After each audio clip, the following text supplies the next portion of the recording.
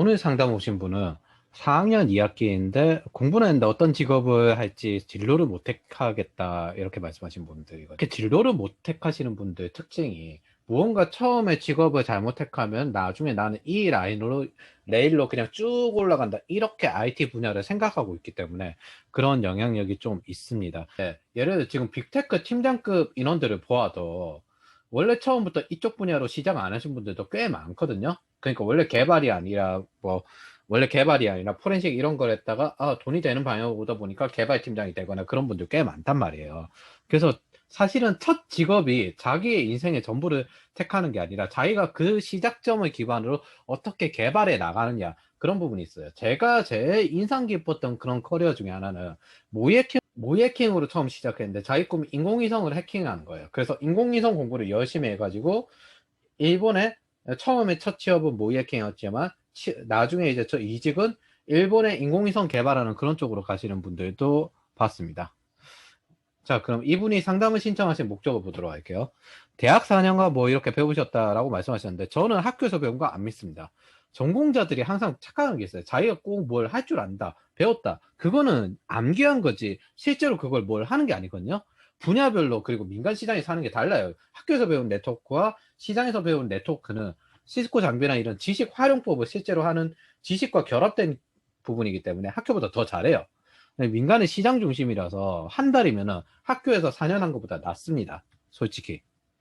그래서 이렇게 말씀하셨는데 결론은 그거예요.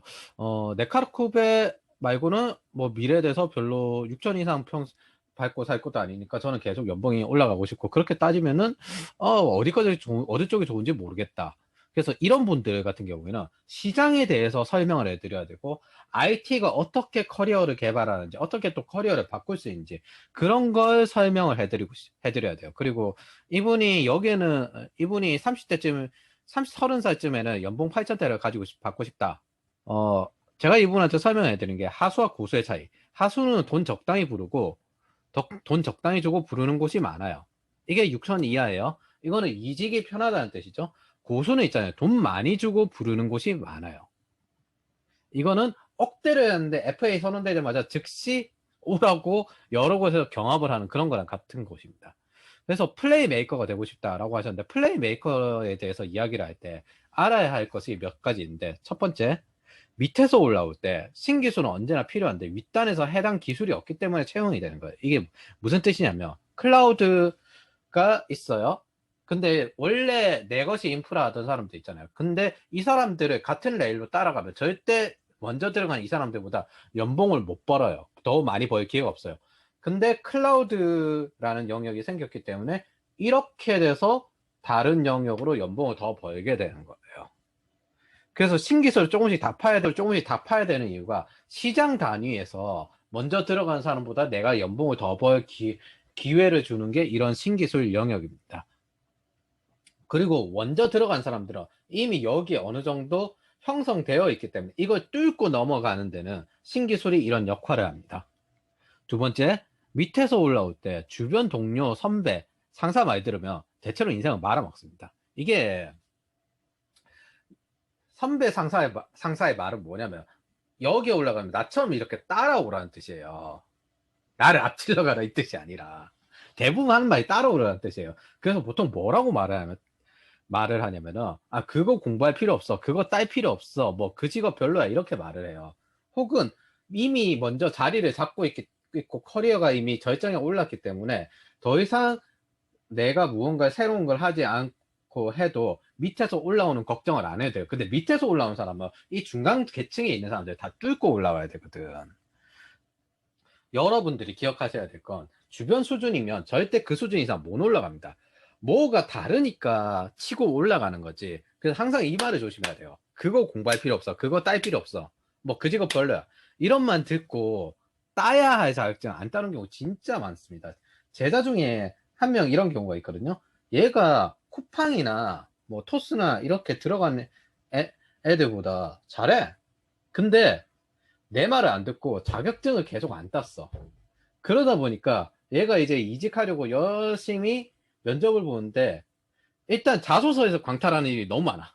두 번째, 말로 우겨먹기가 너무 힘들어. 아니, 그 자격증이 쉽다는데 당신이 그러면 그 쉬운 자격증을 왜 안 따셨는데요? 그래서 결국에는 지금 자격증 열심히 따고 있어요. 아, 진작에 말 좀 들을 걸 하면서. 그럼 그게 뭐예요? 그냥 괜히 1년 하나 더 버리는 거예요. 1, 2년 버리는 거예요. 그 자격증 그거 괜히 안 따가지고 1년 버리는 거예요. 그러니까 자격증이랑 기술이랑 같이 가고 실제로 지식이랑 기술이랑 같이 결합되면은 실력이 더 빨리 늡니다. 그래서 그거는 원래 같이 가야 되는 부분이에요. 그리고 세 번째, 6천 이상부터는 바빠요. 뭐 1억대 개발자 그런 분들 있잖아요. 그런 분들은 그 분야에 신기술, 새로운 신기술, 세부 기술로 주요하게 생기는 것들은 다 파악하고 있어요. 이게 항상 공부량이 엄청나요. 업무량이 엄청나는 게 아니라 업무 생산성이 엄청나기 위해서 공부량이 엄청나요. 그 외에는 이제 조직 관리자면 조직을 책임질 수 있는 사람인데, 번외로 알려드리면 금융이라 붙어 있는 건 애자일이든 워터폴이든 모두 상상을 초월하는 업무 강도를 가지고 있습니다. 요거는 금융권 자체의 특성이에요. 그리고 이제 그 외에 더 알려드리면 1억대를 벌어봐야 돈을 못 벌어요. 지분을 받아야 돼요. 이게 1억을 벌면 부자가 되는 게 아니라 그걸 발판으로 이제 내가 다음 창업이라든지 CTO 레벨이 돼서 지분이 갈 수 있는 그 발판으로 삼아야 돼요. 그 CTO 레벨이 뭐 이쯤 되면 1억대에서 2억대 그 사이로 형성해놓고 나머지는 지분 받는 걸로 여러 가지 보수를 받습니다. 뭐 미래 가치를 미리 받는 거죠. 사업 소득 이상 돈 잘 버는 일은 없다. 이거를 기억하고 지금의 시대는 엔지니어 기반 경영자의 시대예요. 이분이 생각이 많은 이유가 뭐냐면은 지금의 사회라는 거는 레일을 따라간다는 식으로 도제식의 레일을 생각하고 있는 거예요. 근데 지금의 시대는 전부 창업자의 시대고 경영자의 시대고 혁신기업의 시대거든요. 그래서 항상 머릿속에 가지고 있어야 될 건 내 첫 직업이 나중이랑 달라질 수밖에 없고, 두 번째, 무조건 경영자가 되어야 된다. 그 전까지는 회사를 통해서 여러 가지 경험을 쌓고 그게 사이드 프로젝트처럼 되어야 된다는 걸 알려드렸습니다. 모든 질문에 대해서 공개해 드릴 수는 없고 여러분들이 알면 좀 도움 될 것 같은 필요한 질문만 알려드릴게요. 개발자 엔지니어 보안의 장단점을 알고 싶습니다. 개발자는 있잖아요. 지금의 시대 개발자는 비즈니스를 알아야 돼요. 여러분들이 생각하는 개발자의 마인드는 기술만 열심히 알면 될 거라고 생각을 하지만은 기술도 알면서 지금의 시대는 애자일 팀이라고 해가지고 기획자가 아니라 프로덕트 오너가 들어가거든요.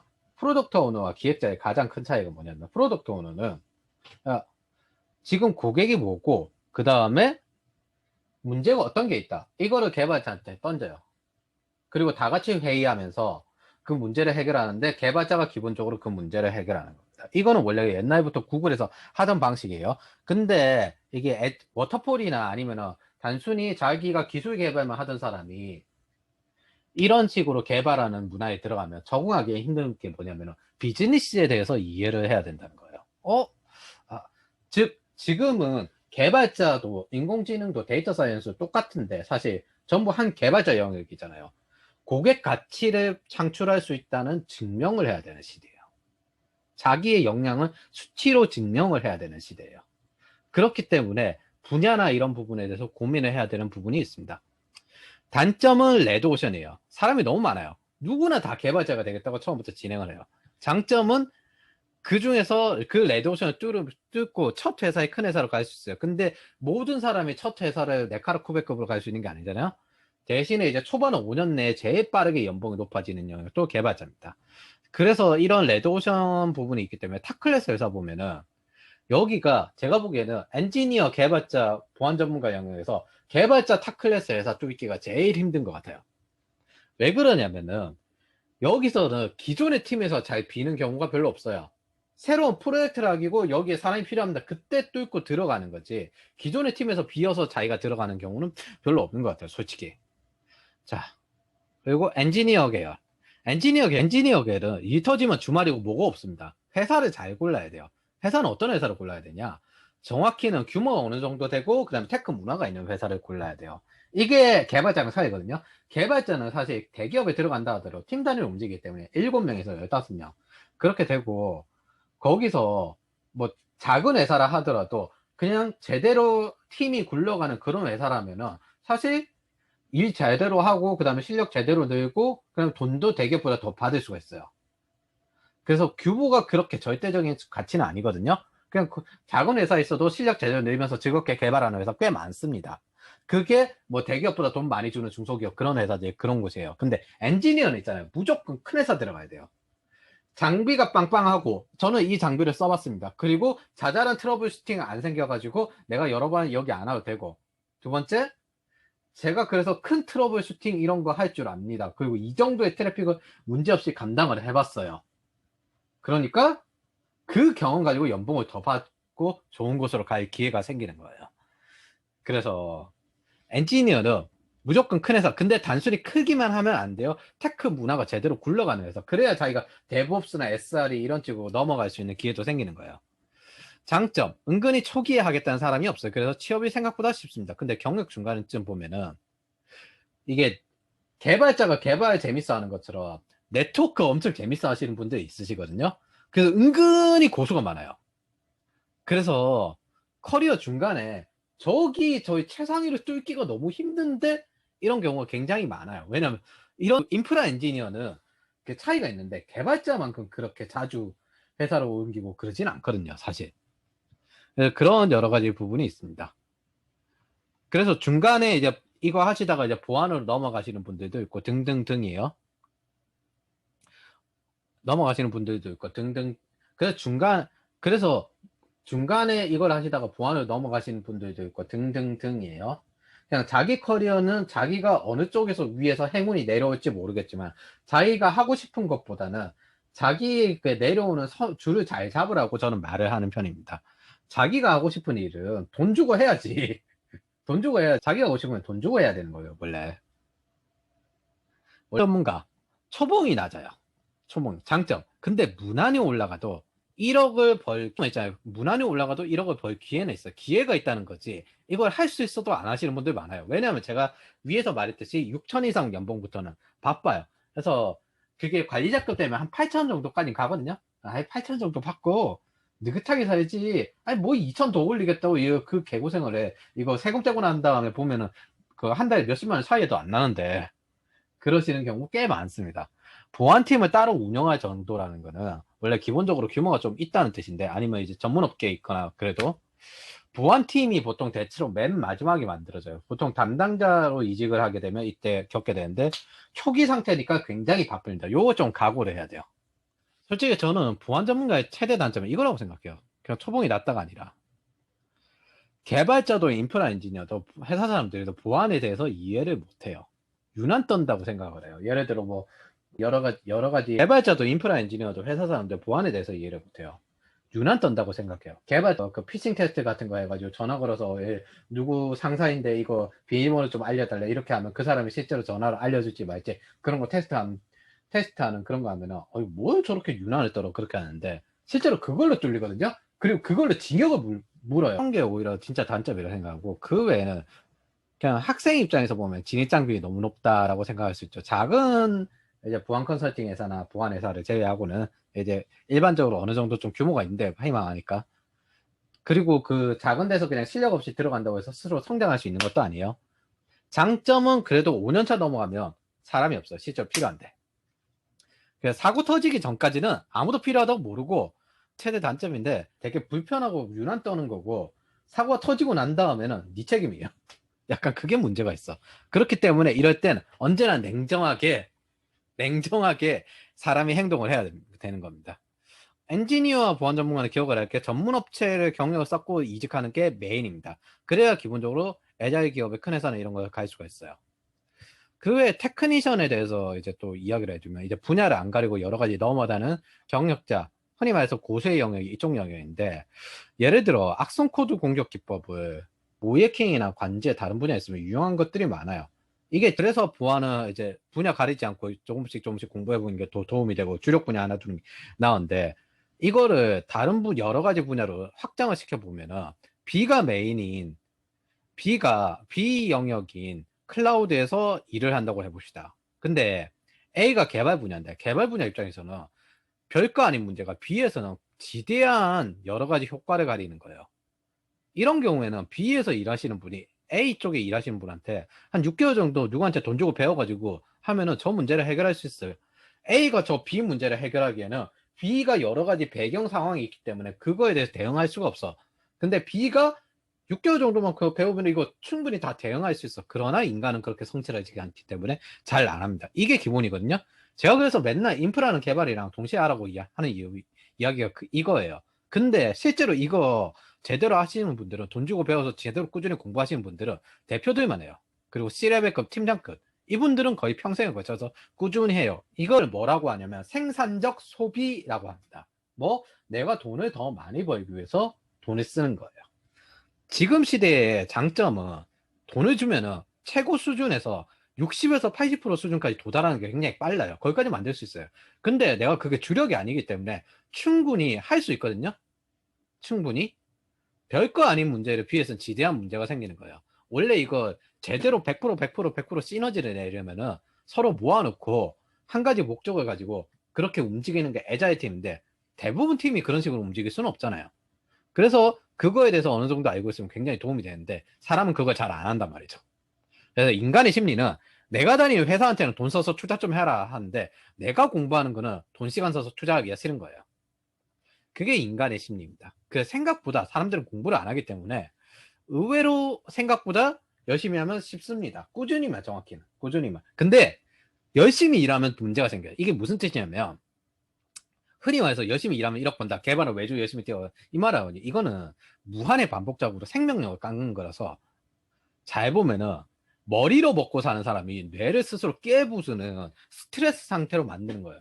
그러면 그렇게 장기적으로 쌓이면 당연히 제대로 자기 내가 새로운 걸 공부할 여력도 안 생기고, 새로운 일에 대응할 수 있는 여력도 안 생겨요. 새로운 걸 오히려 대응하고 거기에 관한 스트레스는 뇌에 새로운 자극을 주는 과정이기 때문에 오히려 뇌에 긍정적인 효과를 주거든요. 그래서 우리가 항상 새로운 걸 공부해라 이렇게 하는 이유가 그런 건데, 이거는 그냥 반복 작업으로 고통받는 거잖아요. 그래서 이걸 저는 불량 환경이라고 합니다. 그 외에 이제 나이가 40 넘으면 지치는데, 기술을 영원히 자기가 혼자 잘 파기가 힘들어요.